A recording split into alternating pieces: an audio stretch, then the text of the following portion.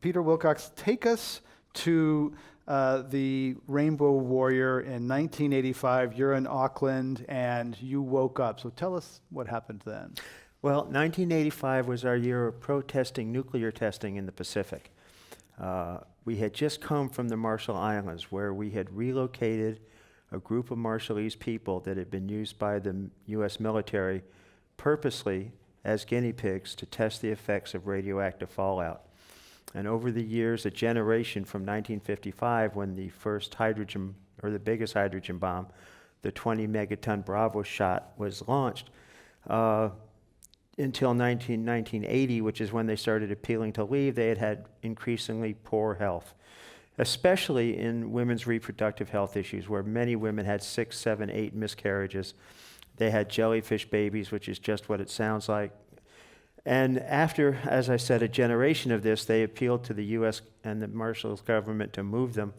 They said no. So 5 years later, when we came with the Rainbow Warrior, we did move them about 150 miles away. After that, we went down to New Zealand to resupply for a trip out to the Polynesia, where the French had been testing nuclear weapons for many years.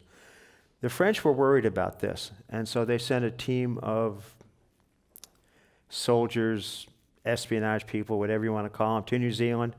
They sailed in with some explosives.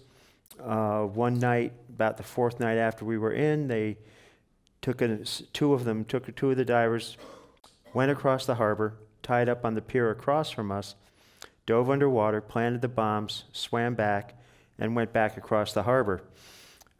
The people across the harbor saw them come in, throw the outboard engine over the side, drag the boat up the beach and leave it there halfway up, and jump into a waiting camper van. And they thought, oh, some kids have stolen a boat again, so they wrote down the number. About 2 hours later, on board the Rainbow Warrior, the boat shook fantastically. I was asleep in bed. I thought initially that we had been involved with a collision with another ship at sea. When I looked out the lights of the porthole in my cabin to the dock, I could tell that we were safely tied to the dock. But the sounds weren't right, so I got up. About 40 seconds after the bomb went off, I'd made it 20, 30 feet back to the engine room door, and the boat was already almost completely flooded. The water level was 2 feet below our feet, where it normally should have been 15 or 16 feet, and you couldn't see it.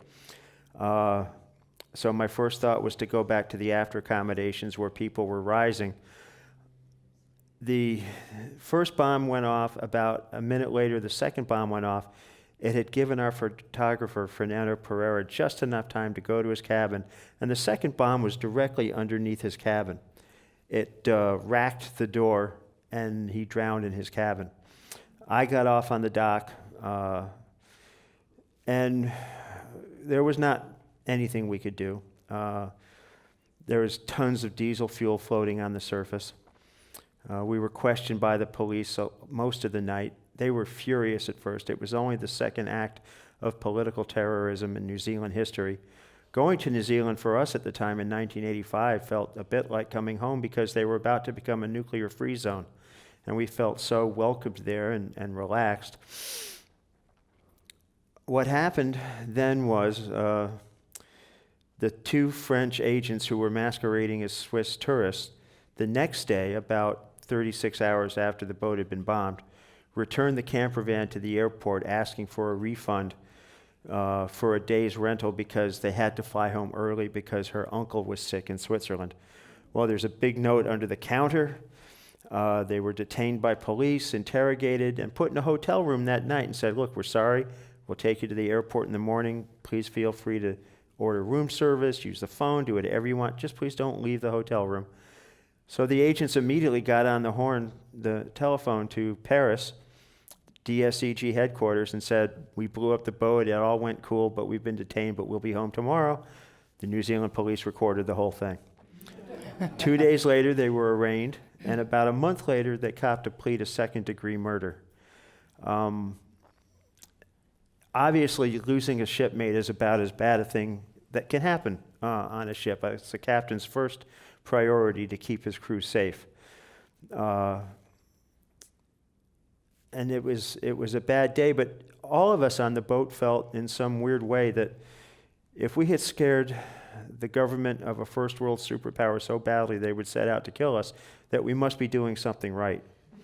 And myself and another crew member sailed out to Mururoa a couple months later on the Greenpeace sailboat that had been out there many times. We sailed across the 12-mile limit when the French announced that they were going to do a very small, insignificant nuclear test. Were arrested and deported, banned for life from French Polynesia. Eventually, a couple of years later, the French were forced, because they wanted their agents back from New Zealand, to arbitrate with Greenpeace, and paid us quite a bit of money. But they have never apologized, either to us or the Pereira family. Have one of the agents expressed remorse that he was involved in it? He absolutely did, and I think that was a courageous move on his part. I appreciate his sincerity. I have no doubt. The Pereira family has not accepted his apology, and I don't think it's a matter that for me to say yes or no. They feel it's too little too late, that France or he had a responsibility to say something 35 years ago when this happened, 30 years ago. Is there any indication or evidence how far this went in the French government? Yes, absolutely. We learned 20 years after the bombing that it had been approved by President Mitterrand. It had come right from the top.